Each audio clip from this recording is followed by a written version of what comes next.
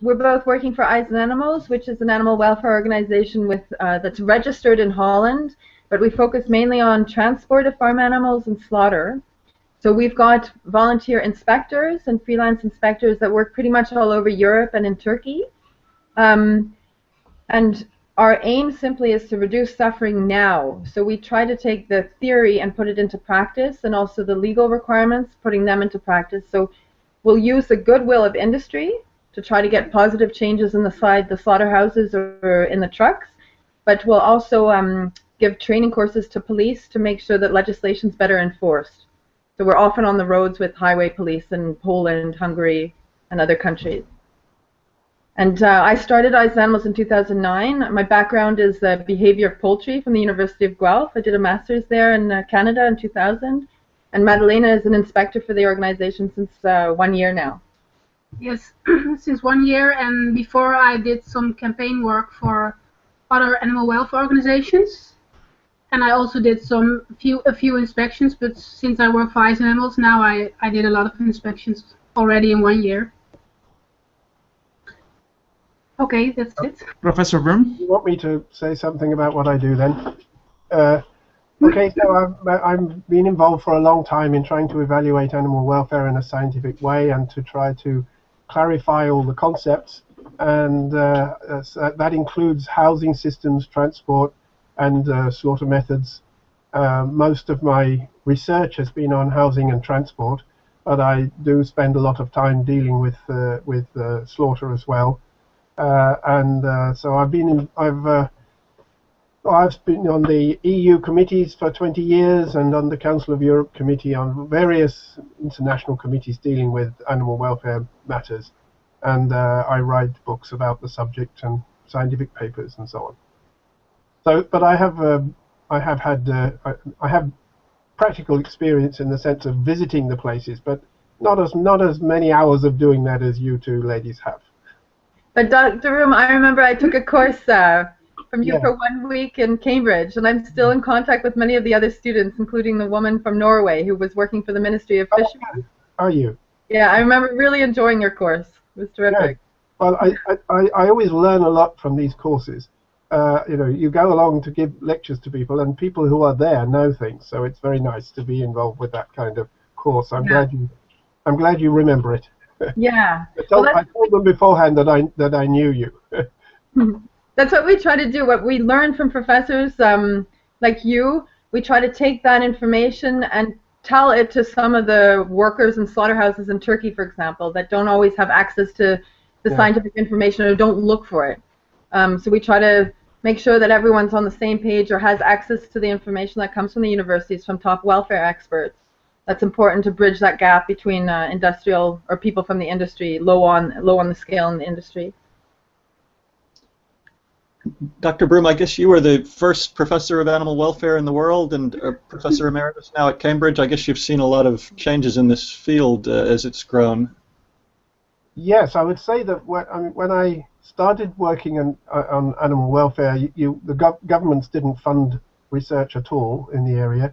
And then there came a point in the maybe 1980s when government started to fund animal welfare research, and then the whole thing changed as soon as there was research, because it meant that governments who were trying to pass legislation, at least in the European Union, the first thing they would do was to try to get a scientific report, and also the scientific information which is available can be used by people in animal protection societies and indeed by people in the industry. So I think there's a better chance that something useful will occur because of the development of animal welfare science. Yeah. One of my first questions was the agreement among scientists on methods for gauging animal pain, because you hear debate over, for example, CO2 stunning versus electrical stunning, and some people think that CO2 stunning is not painful. Is there general consensus among the experts on measurement of pain in animals? Shall I answer that then? I would say that there is general consensus on the assessment of pain. There are different kinds of measurements which can be made, but we are still learning about how to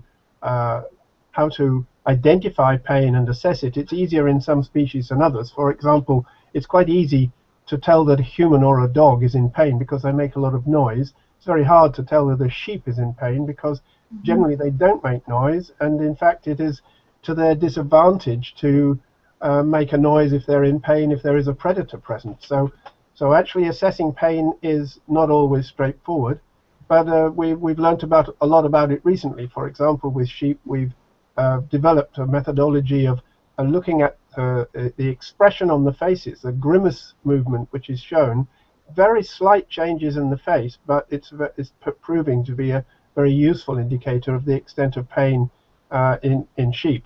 And obviously there's also difficulty to identify pain in fish, and it's harder generally in birds than in mammals because the things you can measure are different. But you can measure behavior and you can measure physiological changes which give you information about the extent of pain. That's been really important in trying to work out whether animals are in pain when they're supposed to have been stunned.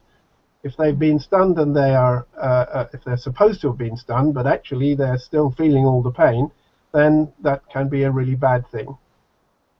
Mm-hmm. Yeah, that we come across a lot, especially when we work in slaughterhouses in Turkey, that they often don't realize that animals feel pain. And as soon as you explain how to tell if the animal is conscious, or to explain how long it takes for a bovine, for example, after being slaughtered without pre-stunning, how long it takes for them to lose consciousness, then they start to look at the animal with a different view. They start to understand it. But I think that's a good point that you made, that animals don't always show pain in the same way, but it doesn't mean that they don't feel it. Mm-hmm. And a lot of humans still mix that up with, if they don't give signs like humans, then they're not feeling like humans. And I think it's important that everyone realizes animals can, of course, experience pain. It's up to us to figure out how to measure that. But they can't necessarily prove it to us in our way of interpreting it. We need to think out of the box and look for other cues, like grimaces, which is not even possible in all animals, of course. Then you have to look for other things, heart rate or hormones or whatnot. Behavior, yes. One thing we were hoping to go into more detail on is the methods used for slaughtering different types of animals. Pigs in particular, there seems to be a lot of controversy over CO2 versus electrical stunning. Maybe we could start with pigs. What are your feelings on the most ethical slaughterhouse methods there? Who would you like to start with? Either whoever wants to jump in and comment. Okay, well, if it's all right with you, then maybe we'll start in. I met Madalena actually through this whole question of, is CO2 okay? And I had heard from many people in the industry that CO2 had advantages. And the reason I started getting interested in knowing more about it was Tesco a few years ago had published an article saying that they would like all slaughterhouses that supply pork meat to the Tesco supermarkets, at least in the UK, I don't know about the rest, would switch to a CO2 system, Paternoster CO2 system. And so I asked a slaughterhouse here in Holland if I could see it for myself, but you can't actually see the animals going through the CO2 at the highest level because they go down about 4 to 5 meters. So we installed cameras. And I met Madalena through that because she had actually tested CO2 on herself. And maybe you can explain how you felt, and then I'll explain what we saw in the pigs. Yes, I also wanted to know, I read a lot of research on this topic, so I just wanted to know for myself, how does it feel to breathe in CO2? So I was at that time working for another campaign organization, so we tested it out with each other, and we tested it out by a CO2 stunning method that is used for piglets. So it's 70% CO2 first.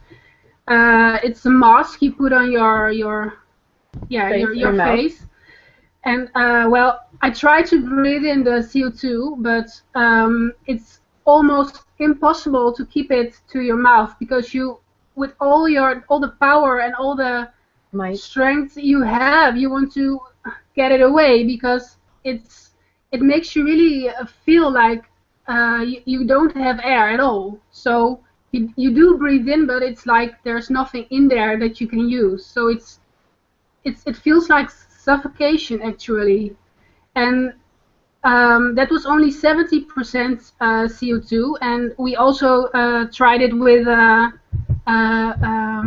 balloon. With a balloon, we put in CO2 in there, so it was only CO2, and then we breathed it in. And yeah, it was the same experience. Only the higher the concentration, the more you also felt like it was a little bit painful in your throat. Burning. But actually, what was the most horrible is that it feels like you can't breathe. You don't have air. So that was. I've had the same experience that you described, Madalena, and I agree with you that inhaling carbon dioxide at a high concentration is a really unpleasant thing to do.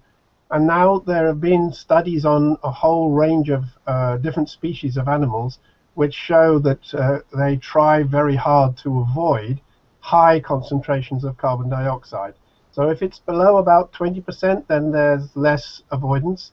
But as soon as you get much more than that, then all of the main farm animals will strongly avoid carbon dioxide if they can. So what we conclude from that is it's better to have an inert gas like argon than an aversive gas like carbon dioxide. Now, I do think, though, that gas stunning methods are very good for pigs, for example, because you can move pigs along in a group. They can stay in a social group. They can be moved along into a container, and then the container lowered into the gas, and that means that the handling is very good. The handling is much better than you get if the pigs are going to be electrically stunned, which is the other major method for stunning pigs. But lowering them into the gas, then it depends what gas it is, because if it's an inert gas, they just become unconscious without showing any sign of awareness of being in the gas. But I've looked at hundreds of pigs which have been lowered into carbon dioxide, and they all show a very substantial response to it. They throw their head back, they gasp very conspicuously, they struggle, they move around, try very hard to get out of the place where the carbon dioxide is. But that doesn't last forever. It lasts for something like 30, 40, sometimes 50 seconds in the commercial systems that I've looked at. So I would say that gas stunning is a good thing, and I can understand where Tesco came from in saying we ought to move to gas stunning, but actually carbon dioxide is not the best gas. But yeah, absolutely. But it is a much better system for handling the pigs. But what we realized in the field, though, is that there are some slaughterhouses that use the electric system that are now making improvements, adjustments, because you're right that the one part of that slaughter process that's difficult is moving them from a group into a single file, because when pigs get stunned by electricity, they're often moved through a single file chute where at the end there's automatic electric prongs that come on them to stun them, so on the bigger slaughterhouses. And during that period, moving them from a group into a single file, there's often a lot of prodding and stress and pigs screaming. But by fiddling around with the group size, so not making the last pen so full, keeping it no more than 50% full, and playing around with lighting, but also with an offset step, which Temple Grandin designed, you can ease it. And if the slaughterhouse is open-minded and willing to fiddle, we've seen one slaughterhouse in Holland and one in Germany that has done a lot of fiddling, and it's working really well, where the movement of animals is going smoothly, and then they get stunned automatically and quickly by electricity. So I don't think we can say black and white that one system is always going to be more humane than other. I think CO2 will never have the potential to be welfare friendly, simply because even if the movement is easier, you can never get rid of that horrible feeling of breathing in CO2. Mm-hmm. Whereas electricity, which is the only alternative we have right now on the market, it can be improved. It has potential, but the potential hasn't really been sought out. Temple Grandin, she came out with quite a few designs. Like one of them we've seen now in Germany, and there's also a slaughterhouse in Canada that does it. I made a photo with Madalena today. I don't know if you can see it, but it's a sort of corral system. So it's round, where the animals are guided in a semicircle, and then there's two entrances into the single file, and they can choose which one. And if you try to get them into the right entrance, then they of course want to go into the left, but that's fine. Then they go through the left system.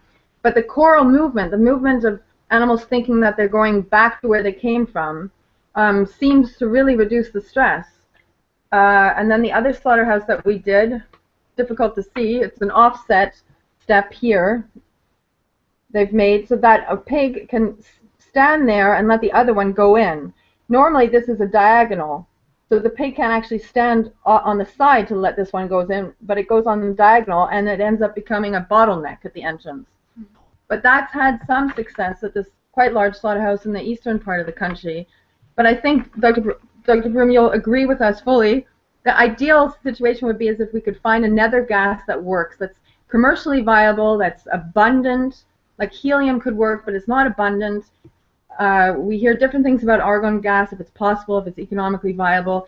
But there could be other gases, maybe nitrogen and then CO2, so nitrogen to make them lose consciousness, and then in CO2 to make sure they stay unconscious, but they only go into CO2 when they don't feel the pain anymore.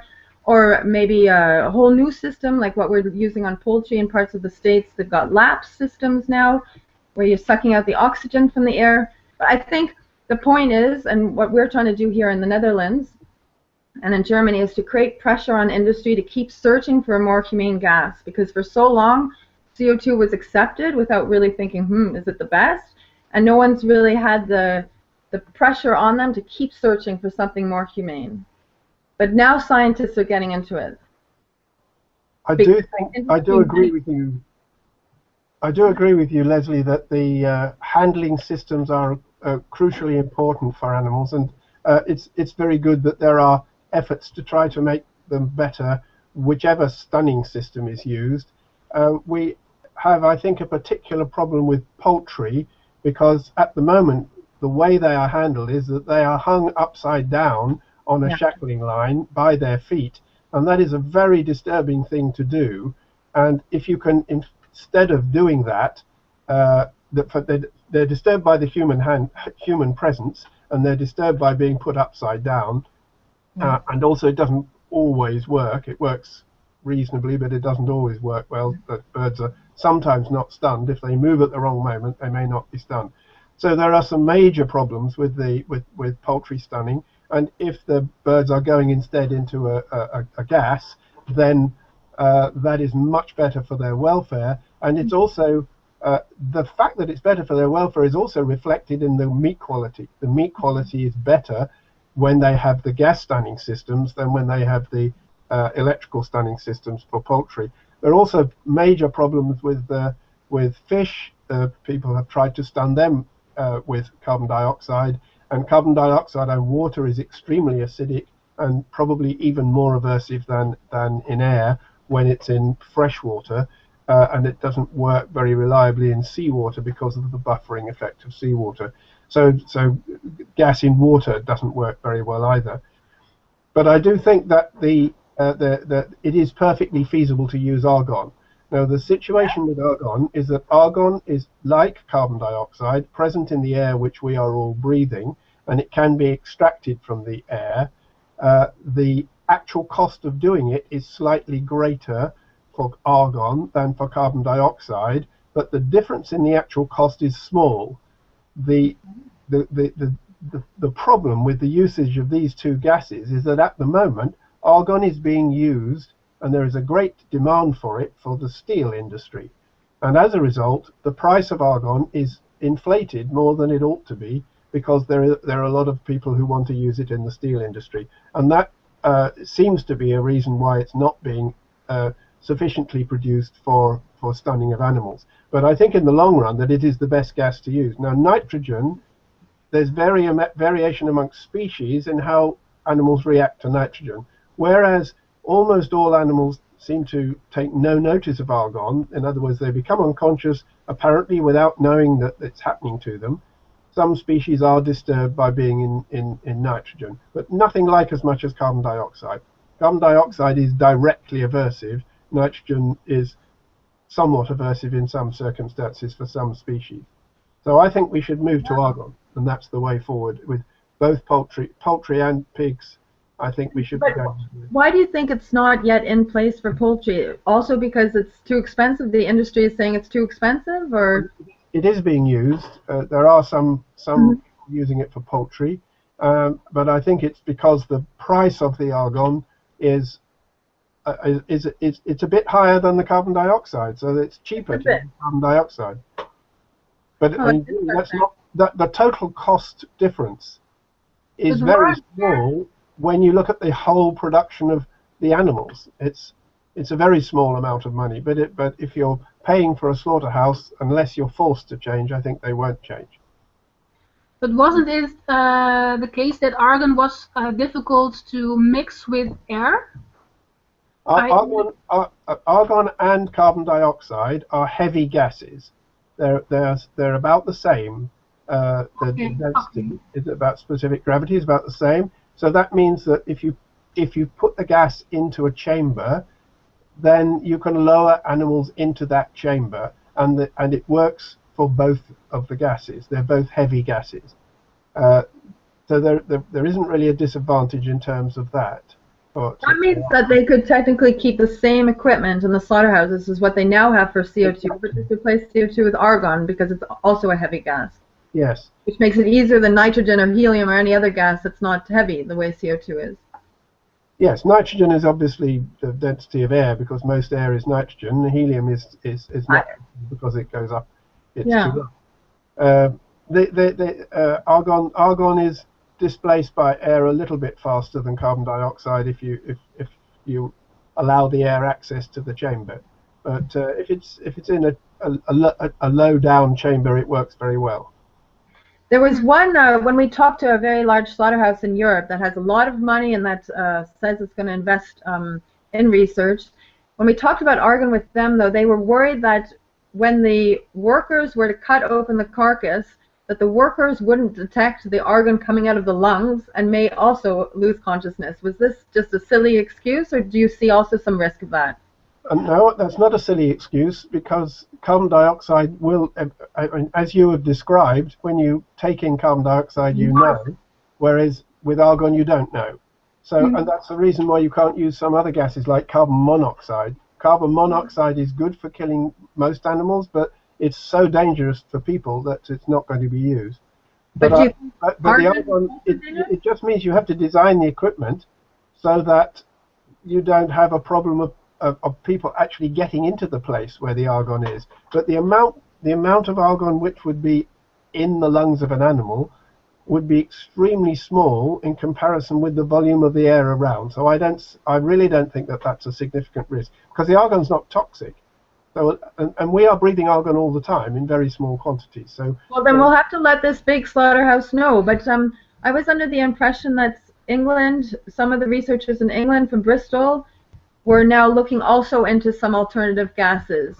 Yes, they are, and the carbon dioxide can still be used exactly in the way that you said, Leslie. That is, you can knock the animal out with an inert gas and then kill it with carbon dioxide, and that would speed up the process. And in fact, the thing which the problem with argon is that the animal takes longer to die or it takes longer to become unconscious in argon than in carbon dioxide. So you have to leave them in there for a bit longer, and that means you've got to design the apparatus in such a way that you leave them for a couple of minutes longer.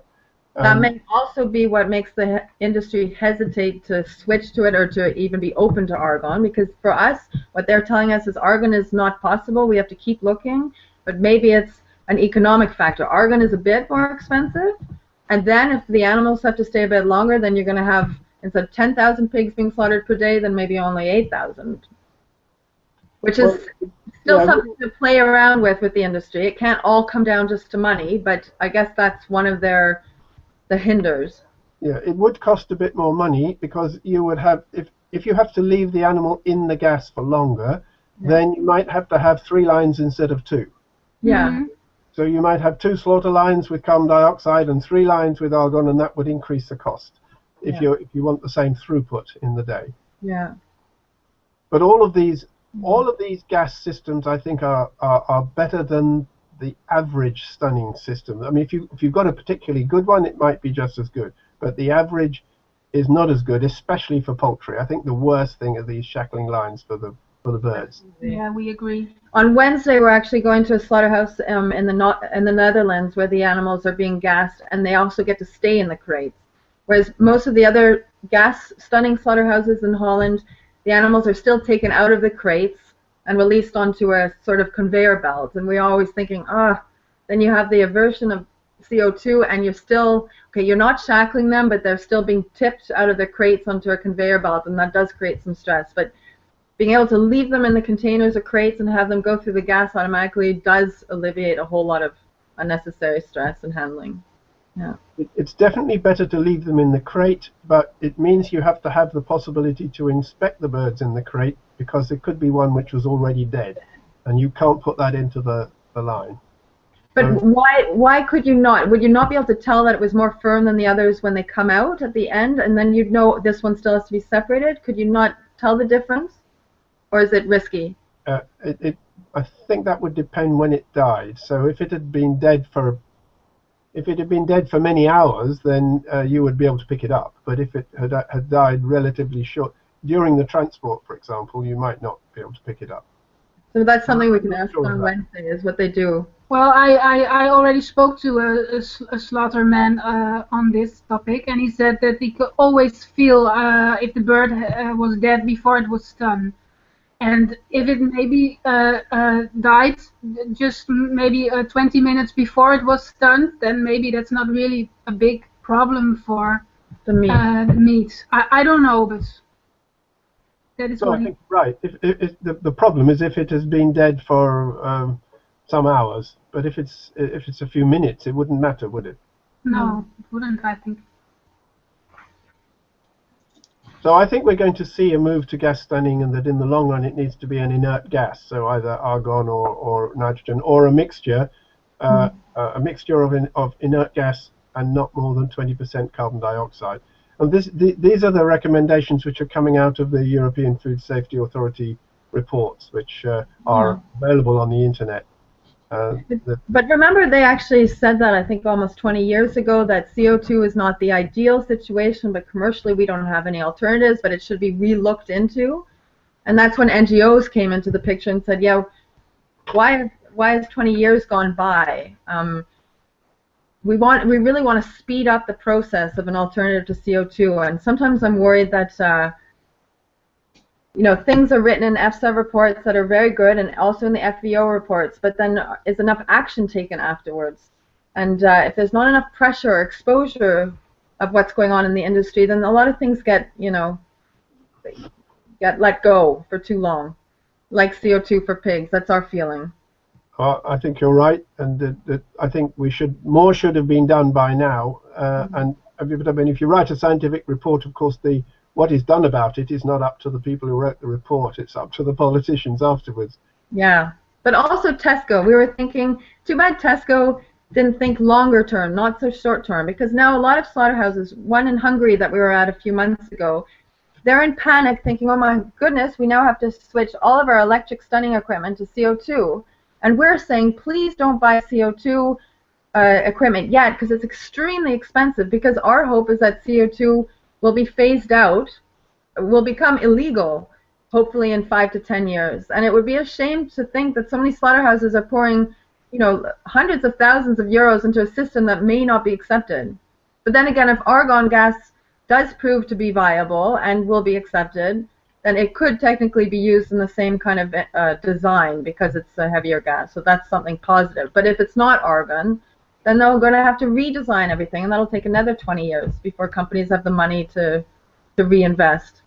But in fact, the companies are starting to use argon, and for example, I know that in South Africa, where there's been a recent court case, that the major pig producers are going to stop using carbon dioxide and move to using argon instead. So it's starting to happen, but I think it will take. As you say, it takes time.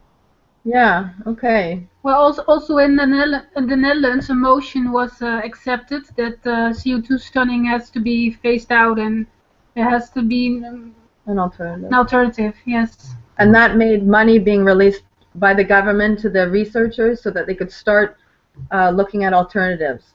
But we needed that political campaign to get the money released from the government so that researchers could dedicate more time into it. Yeah. But how do you feel, or do you want to... Do you feel that there is You enough... want to talk about other things like religious slaughter? Sure. Yeah, that was one of the questions that we have planned. I thought so, yes. Halal slaughter and so on. Sure. You start then. Okay, so this is, I think this is an area where there's been a significant and useful development in that, first of all, because of the work, particularly the research work which has been done at Massey University in New Zealand, we now have really good evidence that when an animal's throat is cut without it being stunned beforehand, that there is a period of extreme pain. And this has been found out by recording from the brain, and it's absolutely clear now that that's the case. And the time that it takes is not, it's up to about 2 minutes in cattle and poultry, and usually 20 to 40 seconds in sheep. Generally, they're not killing pigs by that method, but that means that that's a significant amount of time to have extreme pain. So, because of that very recent work, there's started to be a quite rapid move in a number of countries, and I'd like to know how you're seeing it at the moment in halal slaughter. So the Muslim world is moving to having stunning occurring within 5 seconds of the throat being cut, and that means that the animals are going to be are not going to have that significant period of pain. And so in halal slaughter, I understand in the UK it's now 75% of halal meat is produced with a stun within 5 seconds of the cut. And I've just been I've been to a number of Asian countries recently and talked to people about it, and they're interested in this, and I think there's a potential for that to happen more and in more countries. So far in Jewish Shechita slaughter, they haven't changed, or hardly anybody has changed to my knowledge. But I think there is a real sign of change in the Muslim world.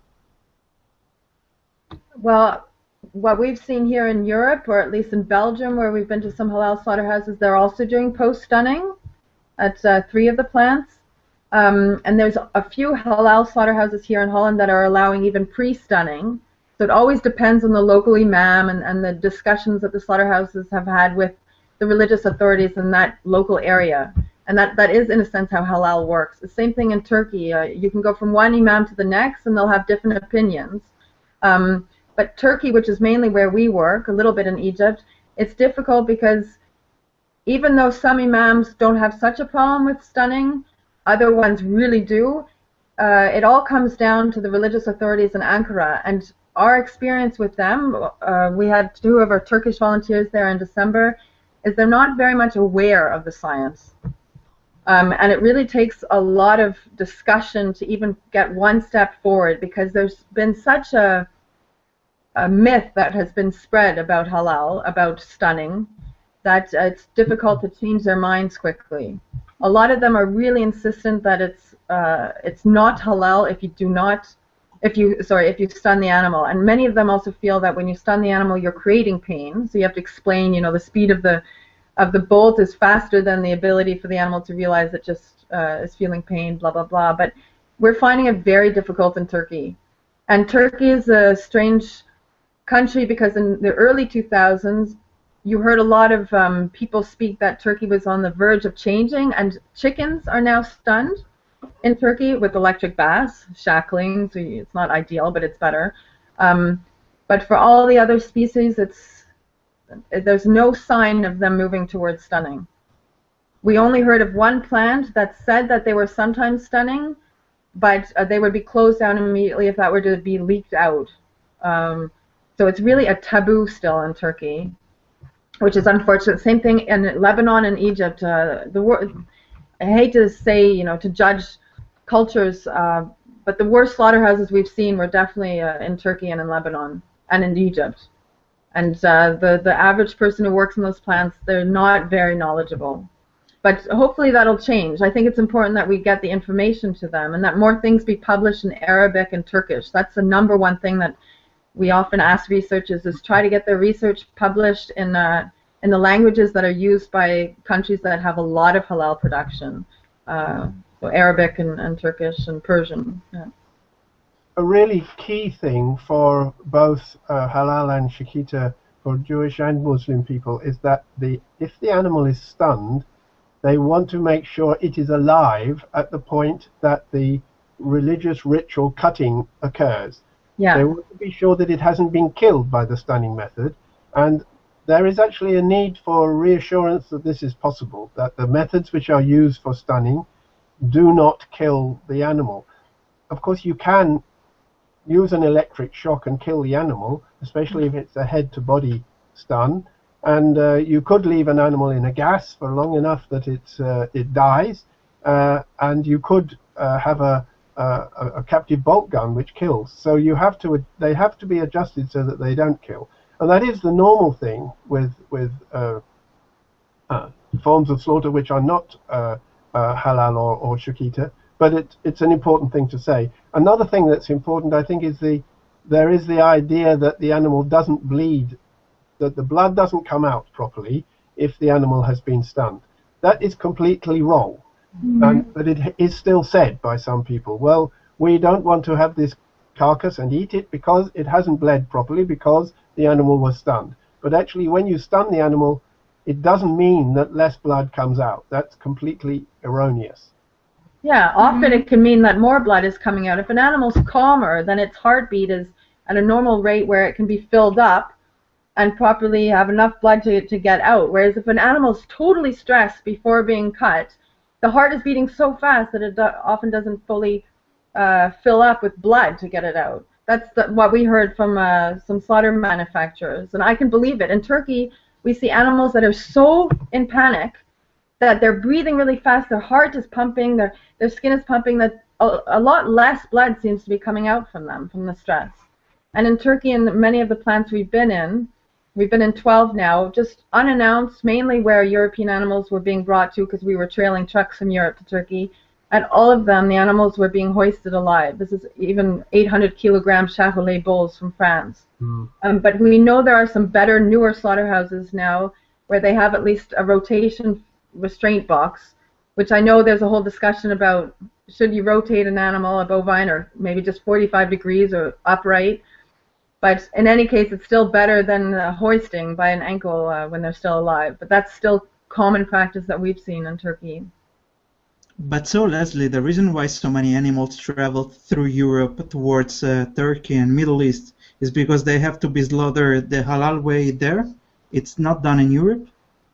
No, well, with Turkey, they're importing a lot of breeding animals as well. They're trying to create their own herds so that they're not so dependent on other countries. But it's also Europe. Europe really wanted to export animals to Turkey because we've got a surplus of dairy animals, basically dairy cattle, and our beef mainly comes from breeds like Charolais or Limousin, and the dairy calves are of lower quality, so we sell them to Lebanon. Lower quality, I don't know if that's the right word, but they're not the good quality beef animals, so you can't find a market as easily for them. But the Lebanese and the Egyptians and the Turkish were willing to buy the surplus, so there was a good deal that was made. So we're sending mainly our surplus dairy cattle over there for slaughter and the females for breeding.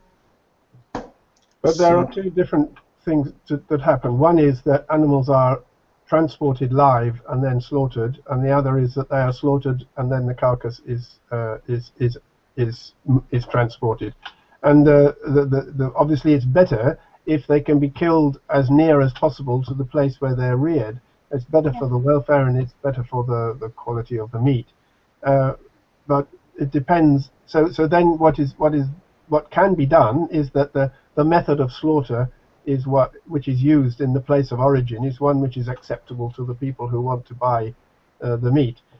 But we also have situations where people want to get an animal and kill it themselves, and some animals which are transported, for example, from Australia to the Middle East, they're going to people who are it is a ritual, an important event for the family, and they actually kill the animal themselves, and it's important for those people to do that, and therefore they don't want the meat to be transported. They want the animal to be transported, and but I think it's probably a minority. I think it's probably a minority that are going to the individuals to be slaughtered. Yes. And maybe more sheep, obviously. I don't think a lot of families are killing. It's not cattle. That is mostly sheep. Yeah. Go to individual families, because individual families don't eat whole cow. What are some of the overall positive and negative trends you see within the slaughterhouse industry? I suppose it's been consolidated and slaughterhouses are run by larger and larger corporations. Maybe, as you were talking about, more meat being transported to Middle Eastern countries. What would you say are some of the biggest positive and negative long-term trends? I think one positive trend which is occurring in a number of places now is that they are putting video cameras in the slaughterhouse. And this means that the people who are handling the animals and the people who are actually carrying out the slaughter procedure are aware that there is a camera. And even if the camera is not on all the time, it makes people behave better if they might be observed by a camera. And it seems to me that it's something which really significantly improves animal welfare, and we actually should have legislation to say that all slaughterhouses should have video. Absolutely. Yes, we agree. We are also in contact with many slaughterhouses here in the Netherlands and try to convince them to install cameras. Here is a picture of one of them. So it's really used, and it's also really effective, huh? Yeah, we've gone to quite a few slaughterhouses in Holland installing them, and also in Belgium. But when we go to slaughterhouses, we always give certain recommendations, and one of them is exactly what you just said, CCTV surveillance. If you know you're being filmed, you're always going to pay more attention to what you're doing. But also, even if the screen is not always being watched by the director or the boss, if the authorities from the government come, they can request to watch some footage from the day before. They have to hold on to that footage for a certain amount of time. So I think that gives a lot better chance for proper surveillance. But the other thing we try to do is tell bosses they have to set the standard at their slaughterhouse. If you've got a bad manager, you're going to have bad animal welfare. So the onus is really on the manager. He needs to show that welfare is important, but he also has to give bonuses or give a compliment to his workers that are working hard, and let's admit it, it's not the nicest or easiest job, and say you did a good job. And create an atmosphere in the slaughterhouse that's professional and where you're respected for doing the job that you're doing. And then I think people will also treat animals better.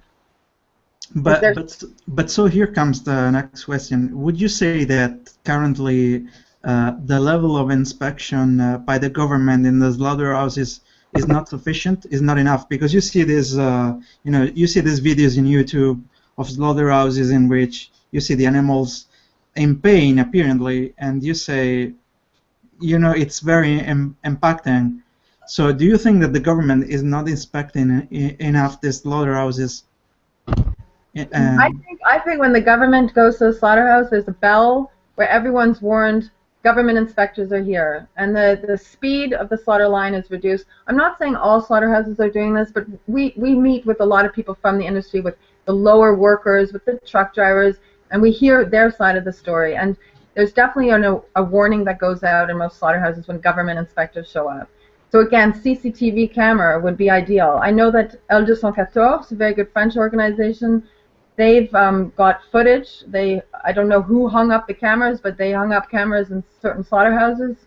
Someone that knows El 214 in any case, and they got horrendous footage inside 2 slaughterhouses in France. And we've been unannounced to slaughterhouses in Holland, especially the smaller ones, which aren't always well supervised. And we've seen really bad things, even in so-called animal-loving Holland. Injured pigs that are being kicked. In France, I saw pigs with broken legs that were being kicked off the ledge into a little tractor to be brought to a separate area to be killed. Really rough handling. But it comes down to, we try to reduce suffering now that's in a realistic way to achieve. But in the big picture, when you get humans and money and animals, I think you're always going to ask for trouble. We're never going to have a perfect slaughter world. unfortunately. But money seems to do things to humans that end up being very ugly, and not just to animals, but also to kids and to the environment. So if we want a perfect world, we may have to rethink the whole meat industry. Or stop it. Yeah, I entirely agree with what you just said, and there certainly are people who are behaving very badly and treating animals badly in some slaughterhouses. My impression is that the average has been improving in most countries, and that is partly because of government action, but it's more to do with the increased connectedness of the industry. That is, you have a farmer producing, animals being transported, animals being handled in the slaughterhouse, and then the meat being sold. Now, if the people who are selling the meat, if the animal has been treated badly, then you get a lot of you get poorer meat quality. You get bruises, you get cuts, you get changes in the meat: pale, soft, exudative meat, dark, firm, dry meat, and these are more likely to occur if the welfare of the animals is poor. So the more you have a connection between what happens on the farm, where the animals are loaded into a vehicle, offloaded from a vehicle, handled in the slaughterhouse, all of those procedures, if they're all connected, then there is an incentive for people to do the job better, and that generally means better welfare for the animals. So I think more connectedness improves welfare, but you will still get some people who will behave badly whatever system you have.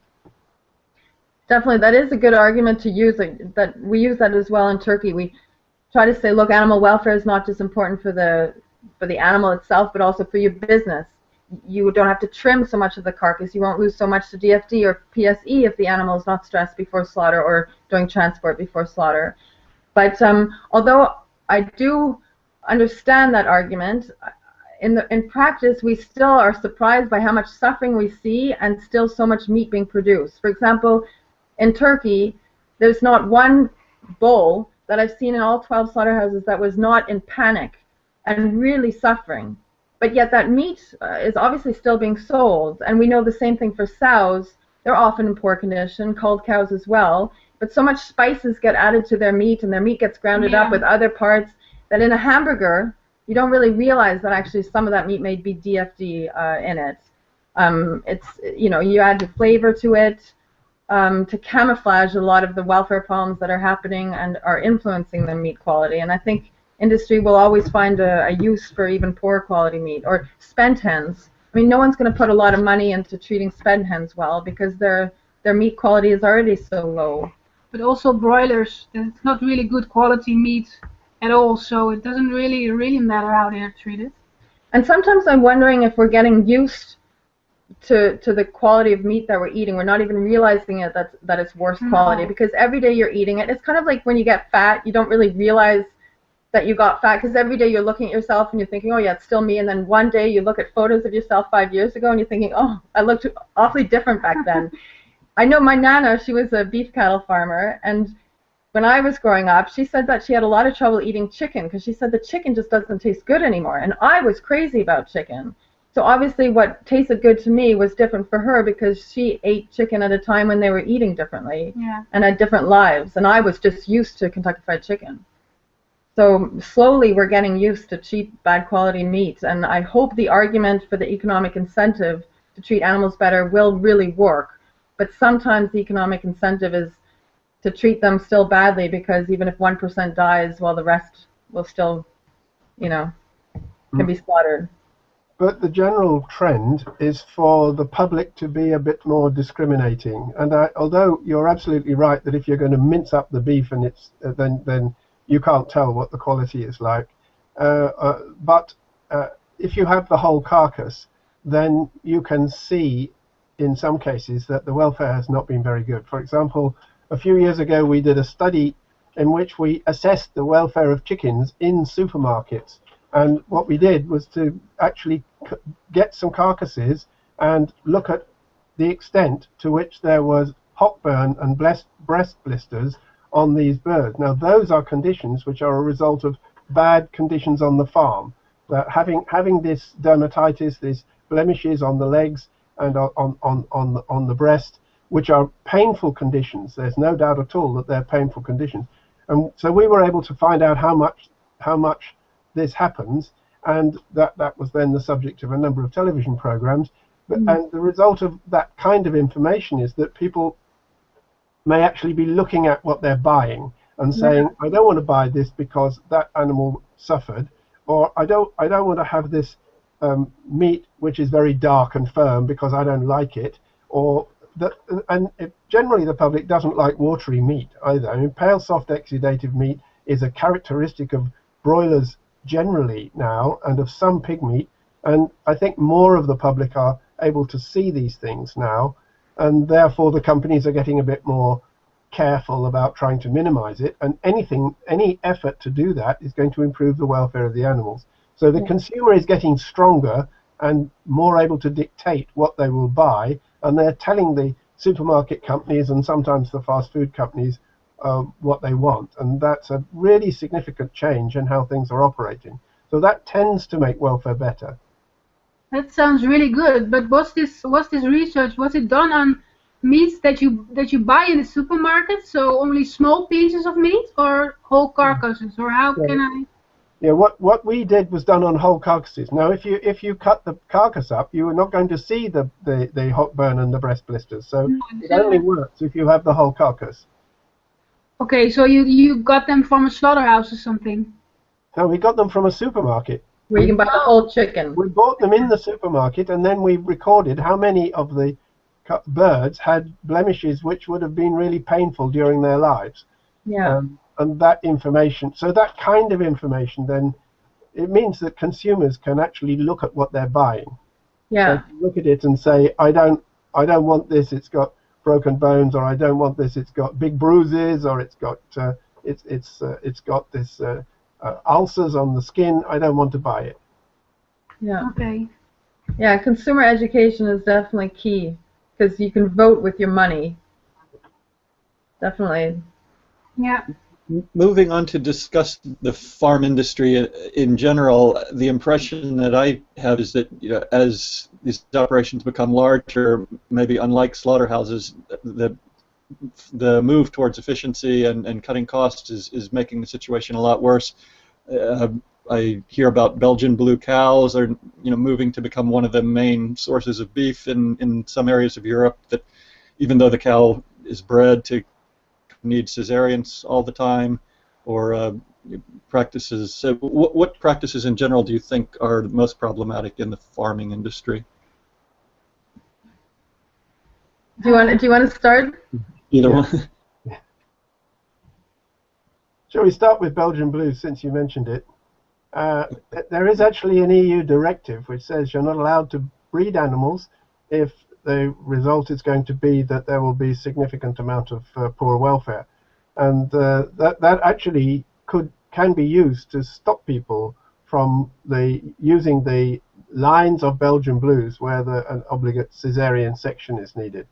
So it should be possible to stop it, but that depends on whether the individual member states are implementing the legislation sufficiently.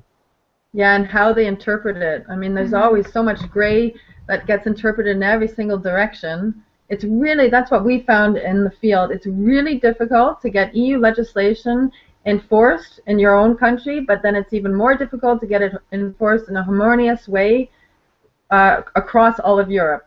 And then you've got unfair competition. It's on the ground. It can be really messy. And what about Holsteins? We're seeing more and more Holsteins from the dairy industry arriving at markets and at slaughterhouses in a really poor condition. Also probably because of the genetic strain on them to produce more and more milk, and they don't have enough energy reserves to take care of their own bodies at a certain point, or you have to give them such special food to keep them going. But we just had a meeting today actually with the cattle market here. It's not so much their duty or their responsibility, but we're seeing animals where we're thinking, oh goodness, what's going on the farm? What kind of animals are they purchasing? After just three lactations actually, these Holstein cows are ready for the slaughterhouse. Yeah, I think that the situation now is that probably the worst animal welfare problem in the world is for broiler chickens, because there are enormous numbers and a rather high proportion of them still have major leg disorders. And then the second worst is now milking cows.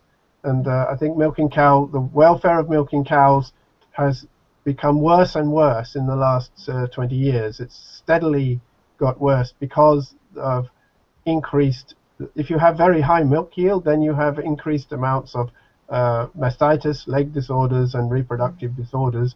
And the evidence for that is absolutely clear. But in the industry, people are still pushing for higher milk yields for too much of the time. Yeah. And that means partly moving to genetic strains like the Holsteins, which are producing more, and it's partly the feeding methods. But these things can be improved. I mean, you can manage the animals and reduce the leg problems and the mastitis. And the best farmers are doing it well, and the worst farmers are doing it badly. And I don't think there's a direct correlation with the size of the farm, but there's a tendency for the biggest farms to cut more corners, I think. Sometimes it varies, but in particular, the biggest dairy farms they're more likely to keep the animals inside and not allow them to go out and graze in the fields. And welfare is not as good. We have good evidence that cows strongly prefer to be able to graze in the fields if they can. They would rather. They won't give up food altogether in order to do that, but they have to still get good enough food. But we have a tendency to have more and more cows which are kept inside buildings all of their lives, and that means that their needs are not met as well as an animal which is able to go out and graze. Yeah. But are we still in a situation in which to these animals in the large farms are given a lot of drugs, like antibiotics, for example, to the dairy cows, for them to stay well? And are we still with this situation? And for example, with dairy cows, do these drugs end up in the milk that people drink? Well, some drugs would end up in the milk, and some would not. So the biggest problem is probably the widespread use of antibiotics. But in the dairy industry, the best farms are not using very much antibiotic, and the worst farms are using a lot. So and that's for the reason that there is more disease in the worst farms, and also there are some people who don't care about how much they use, and there are other people who are trying very hard to reduce the amount that they use. And I think the worst aspect of it is not that there are substances in the milk or the meat. I think our legislation is working reasonably well to try to prevent there being noxious, toxic substances in the milk or the meat. But if you use a lot of antibiotics, then you get an increase in antibiotic-resistant strains of bacteria. And that's happening all the time. We're getting more and more antibiotic-resistant strains to the point where we may, within 15 or 20 years, be unable to cure some of the major bacterial diseases like tuberculosis. And that's where I have to say the livestock industry, as much as they tell us, yes, but it's animal welfare, we're doing our best, it's actually a human welfare issue, and it has to be taken seriously. Also an environmental issue. I strongly feel, I think Madalena does too, this has nothing to do with eyes and animals, but just as a private person, I strongly feel we need to really rethink the way we eat and how much. Not against meat or dairy per se, but we cannot continue this way. Not with the amount of antibiotics we give, and not with the amount of land we use, and not with the number of animals we have, because it's really gotten out of hand, and we're becoming used to having cheap meat, plentiful meat, and it's going to be difficult to change people's mentality. But Donald, how do you feel about farmers that are keeping some of the calves on the dairy farm together with the mothers? Because there's about 40 farms here in Holland that have decided that they don't want to separate the calves anymore, but they want them to be raised by the mothers for at least 3 to 5 months and then be gradually weaned. And they're finding that they're using a lot less antibiotics on the calves. So the calf industry, I think everywhere in the world, but we know in Holland, it is one of the biggest users of antibiotics. Calves are transported at 10 to 14 days of age off the farm, and they almost need antibiotics to recover from that stress. Their immune system is not even fully developed at that age. But these farmers are finding that they don't even use antibiotics anymore, and that their calves are growing much faster and are sturdier, and also that they're getting less cases of mastitis in their cows. But we're curious because when we read the scientific articles, there's many scientists that say, yes, it can be done on well-managed farms and it has lots of advantages, and others that are saying, absolutely not, it's bad for the calves to stay with their moms.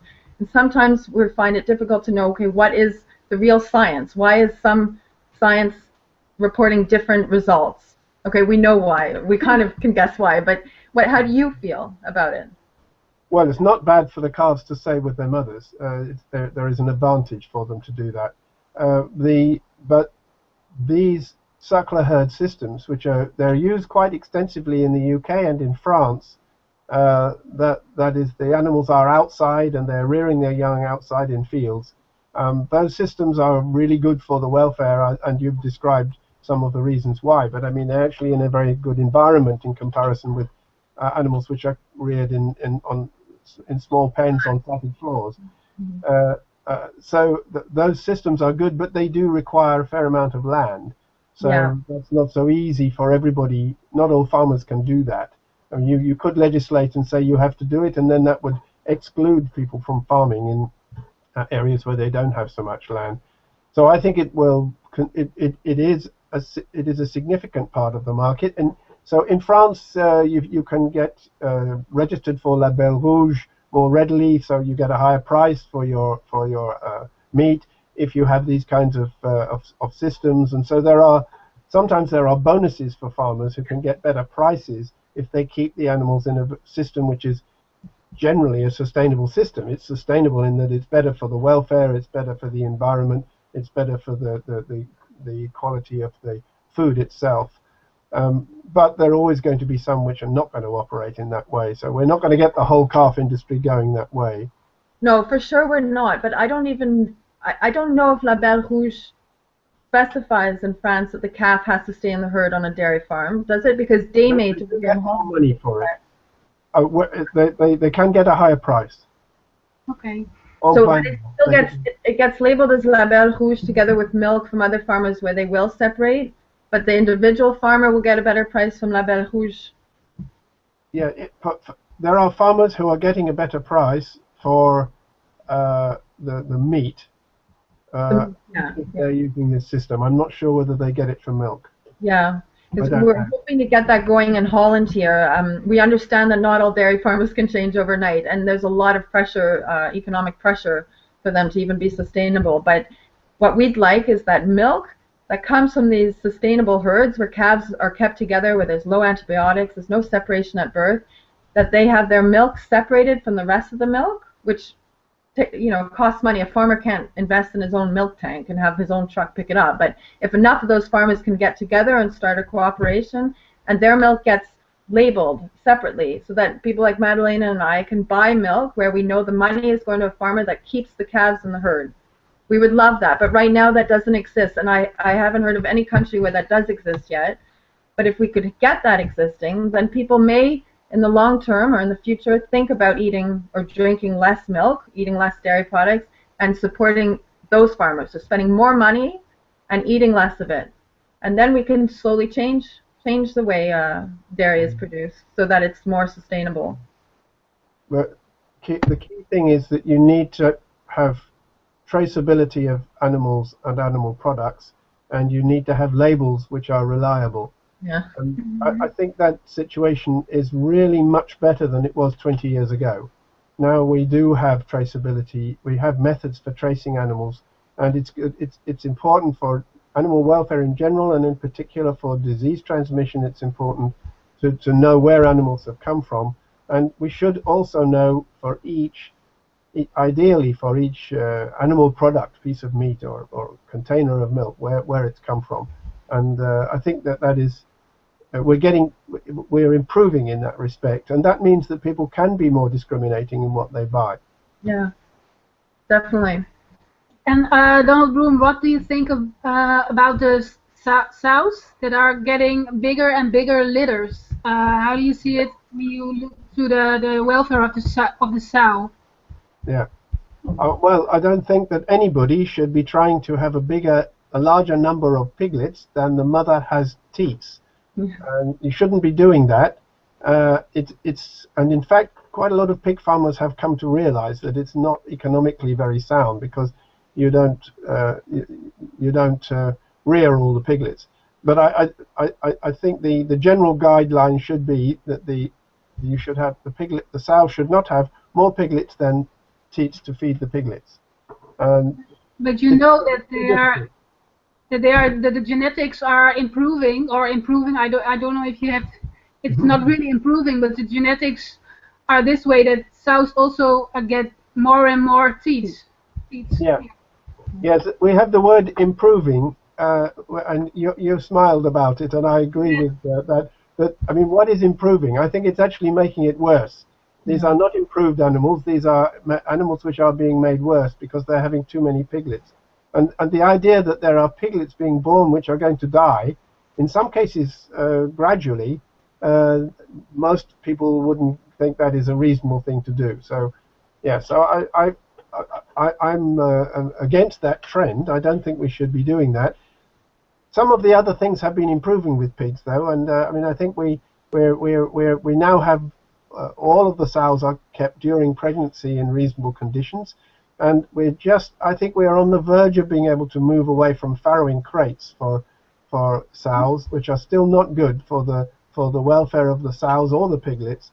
We need to reduce the piglet mortality. We should have, if all farmers had to quote how many piglets survive, then there would be a greater incentive for them to try to help the individual piglets and not to use systems which caused major problems. Because we shouldn't have systems where the piglets don't survive very well. And at the moment, too many piglets are dying. But who is supervising or who's policing the genetic companies? Like we hear about the Belge Bleu and the sows with more teats and more litters. You've got EU legislation covering animal transport. You need to have an animal welfare officer in the slaughterhouse. You've got law, but who's actually policing? Do you say policing? Is that an English word? Who's overseeing how far geneticists are allowed to go to push the breeds of animals, the genetics of I'm afraid the answer is nobody. We actually have this 98/58 directive, general directive, which says what I said, as I mentioned before, that nobody is supposed to breed animals if it's going to cause poor welfare directly. But no one has ever been convicted on that, as far as I know, which is one of the reasons I asked you, and you said no, it's not doing it. People are not doing anything about that, except that there actually have been some cases of people being prosecuted for the Belgian Blue, but they never won. But I believe people have been successfully prosecuted in somewhere, but I couldn't quote the example. But in general, the answer is that genetic selection, which is causing welfare problems, is not being penalized, and it should be. Yeah, it should. There's no good overview of who's doing what. I remember when we were at a slaughterhouse in Belgium a while ago, the veterinarian was overseeing the unloading of cattle with us, and this huge Bleu Belge came out, a bull, and he was just one big muscle. And I was a bit taken aback, and the vet said, look at that, that's just an amazing animal, look at that muscle. And I thought, isn't it strange that a vet is saying that? But the Bleu Belge is something that many Belgian people are proud of, because it's a monster of an animal. But what we're finding that in the field, you have a few very good vets, but you also have a lot of vets who, I don't know what's happened to them over the years, but they just see things in the wrong way right now, that they're not doing their job properly or standing up really for the welfare of animals, that they seem to get more meddled with the people involved in the industry, and they really start to see farm animals as meat. Not all, of course, but we want to encourage vets to get back to what they're supposed to be doing, and that's to be the voice for animals, that the animals should be their clients. But often it's in the farm world, it's the owners of the farm animals that are their clients that they're trying to please.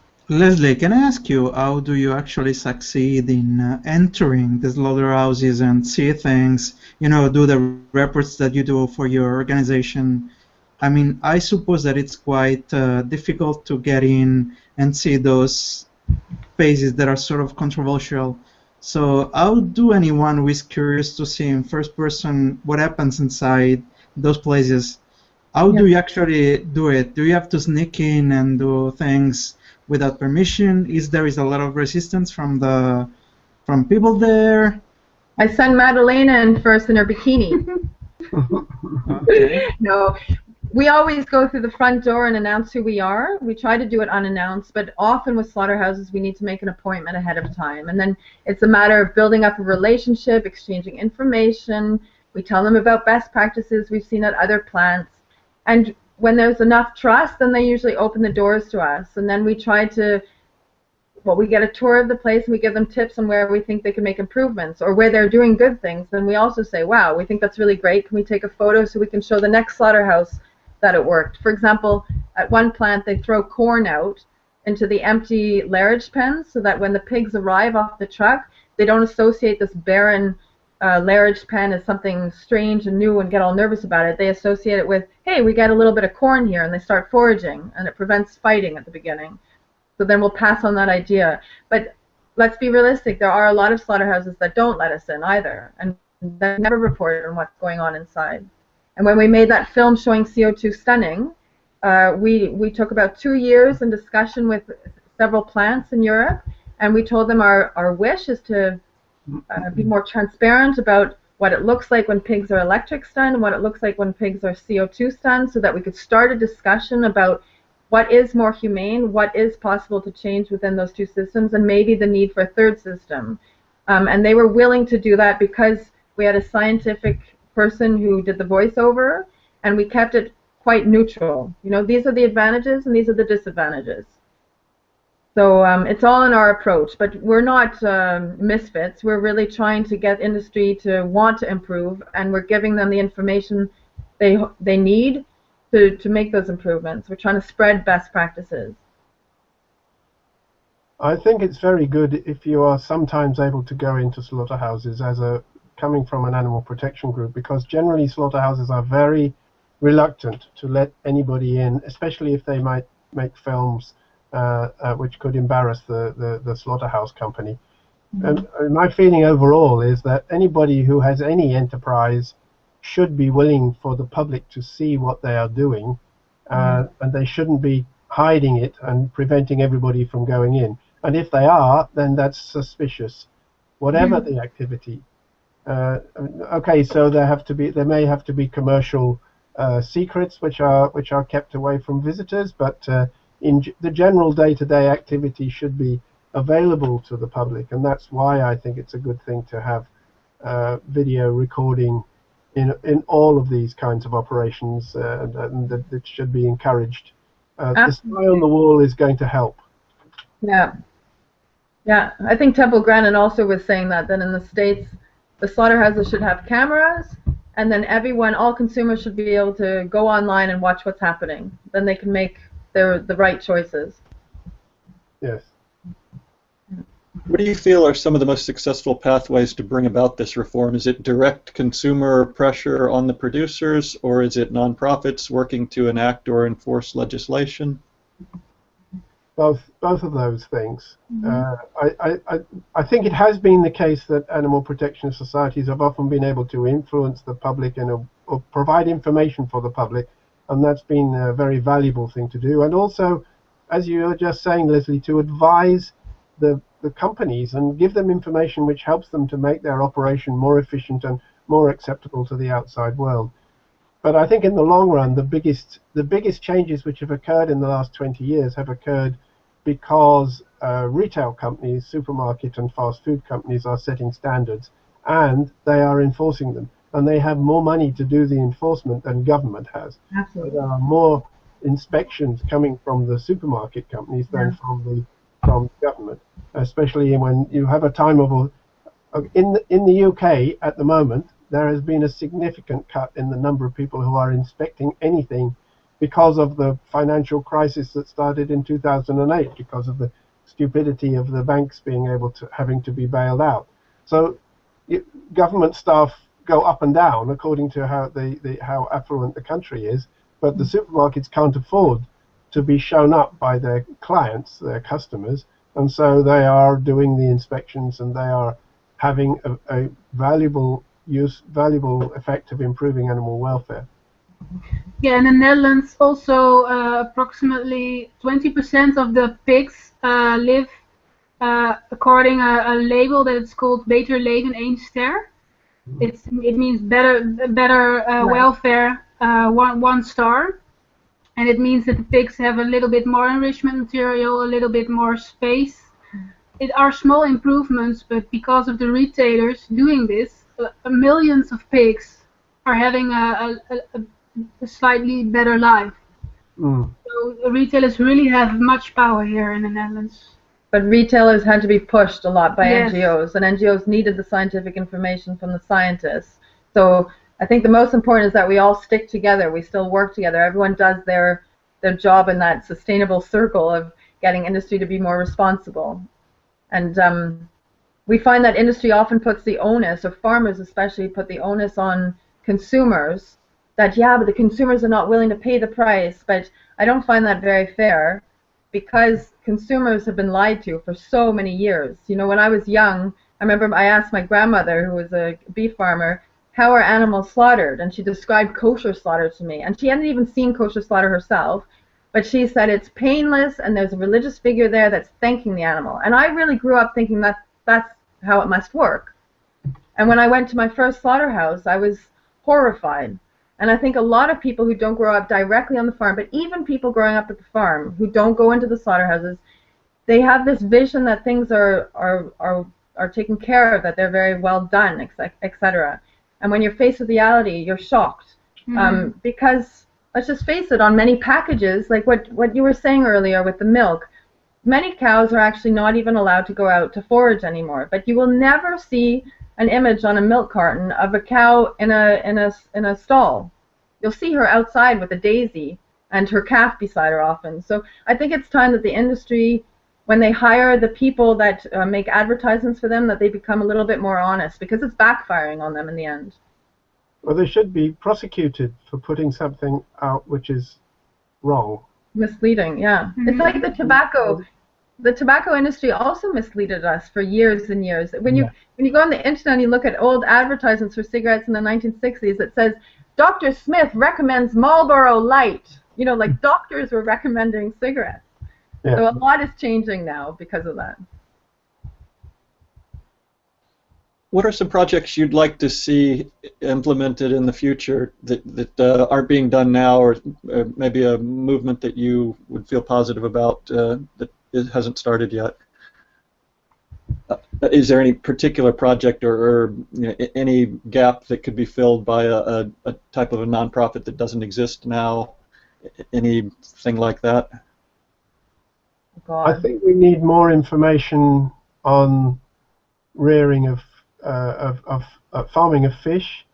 The biggest change which is occurring in the world in terms of meat production is increase in fish production, and although we have some scientific evidence about the welfare of fish, there are quite a number of species where we have very little direct evidence, and we need more information, and the public should be demanding that, and in fact animal protection societies can be pointing out to the public that they can ask for these things. They can say we need to know that the welfare of all animals is good, including things like fish, including sometimes some of the less, and also some of the animals which are used less. I mean, we have less information on turkeys than chickens, and less on ducks. We have some on ducks, but still there are things that we don't know, and there's not so much known about some of the species of animals which are being sold.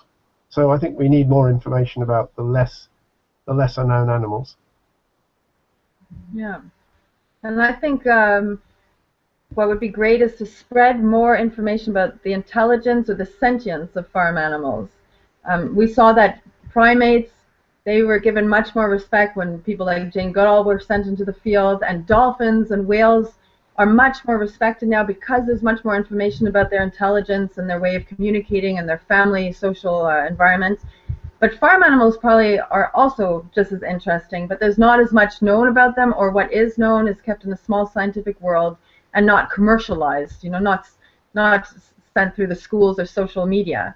And it would be great to spread that. I think it was you who did that, Donald, about the mirror test with pigs. Those types of tests are so fun to watch, but we need to spread them. We need to get them going viral so that kids, when they eat their sandwich, they also reflect on pig behavior, not just on ham. Well, as you are aware, I've been working on cognitive ability and emotions and feelings in farm animals for quite a few years now, and several other very good researchers have been doing so as well. And I've written a book about sentience and animal welfare, which is particularly on that subject.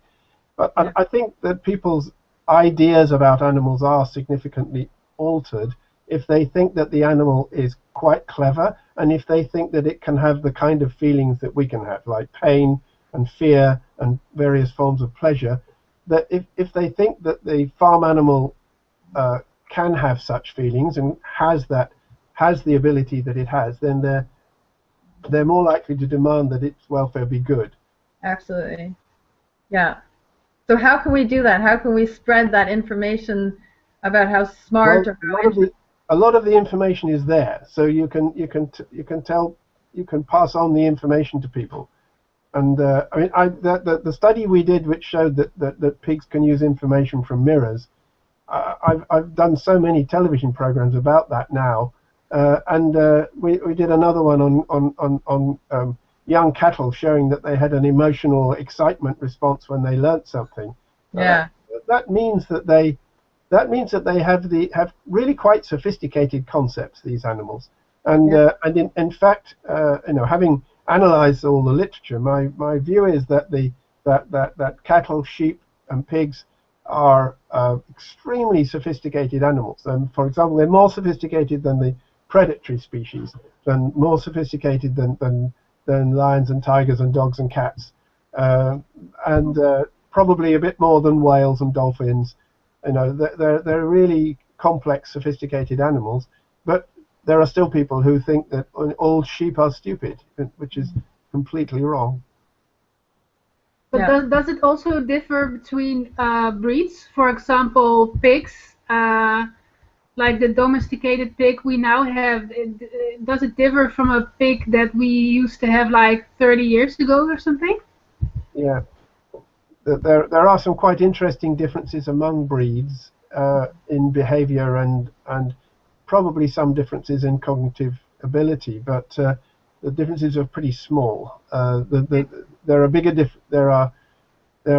differences between species, but I think the major differences are in general aspects of behavior. So you have a situation of where, well, sheep don't respond to pain, pigs do.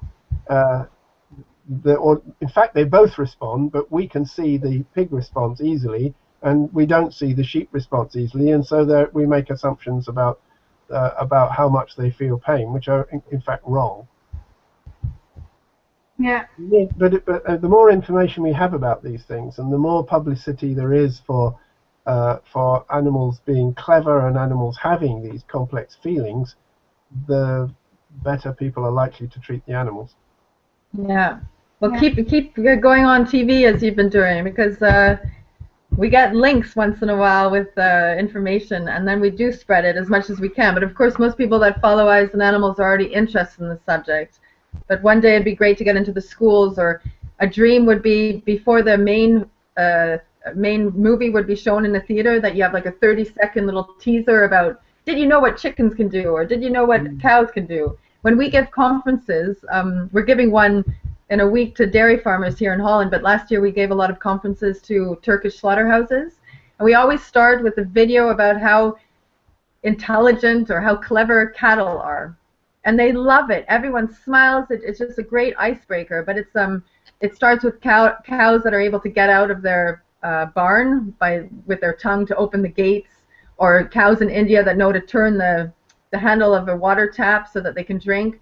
And yeah, you see it in the people's eyes that they all of a sudden open up and they think, wow, cows are kind of cool, or cattle are interesting, more interesting than just beef. And then you get an automatic change in the amount of respect they show that animal. And I think we got to do that more often, make them more commercial, all this scientific information about farm animals. Yeah. Okay, I'm going to ask a final practical question to each one of you before I leave it to Lauren to ask the final questions. Which animal product you would never eat, and with your knowledge of the meat dairy industry that you have, which thing you would never eat? One thing, and why? So we have an awfully long list. Yeah, just choose one and explain why you would never eat it. Okay. Which one of you? Starting from Leslie. Oh, starting from me? Well, it's a bit obvious, but I would never, ever, ever eat pâté de foie gras. Because I've inspected many foie gras farms, so duck liver farms, fattened duck liver farms in France, Spain, Quebec, where I'm from, Canada. And not only is it so horrible for the animal welfare, but they're so dirty. So, and I don't understand how that's considered such a bourgeois and elegant product, but that's definitely one thing I have never put in my mouth, and I never will. Okay. Well, for me, it's kind of clear. It's pigs, because I was grown with pigs, and I used to care for them, and they always escape their barn, and they're so clever, and they were also really picky on foods. So some say that pigs eat everything, but our pigs really were really picky. Picky pigs. And I always tried to catch them when they escaped, and it was really difficult because they are so smart. So, and I also been on a lot of farms. I have seen a lot of pig farms and also pig slaughterhouses, and yeah, somehow pigs for me are very intelligent, and also really they really feel I can see they feel fear more. It's more visible that more they feel visible, fear. yes. Mm. I don't know, but they really touch my heart even more than other animals. But actually, I don't eat any animals, but still, pigs are my favorites. Okay, well, we wrote a scientific report on foie gras from our Cambridge University Animal Welfare Information Service, and the results of that report have now been presented to the Belgian Parliament and the French Parliament, and they're just about to be presented to the European Parliament, with MPs proposing the banning of force feeding of ducks and geese. And so, and I certainly wouldn't eat foie gras. Actually, the things that I would avoid most vigorously are veal, where the calves have been kept in small crates, pig meat if the sows have been kept in close confinement, because I think those close confinement systems are the worst things for the welfare of animals which are around. I mean, there are very bad things because of severe disease and so on, but you normally do avoid that. But keeping animals in really confined conditions so that their needs are not met is the worst thing as far as I'm concerned. So I don't eat things if they could come from such systems. But I will eat the meat if the animals have been kept in good conditions. But I won't eat it if they've been kept in bad conditions. Good. And nowadays you can find labeled products so that you can avoid these bad things. Yes. Yeah.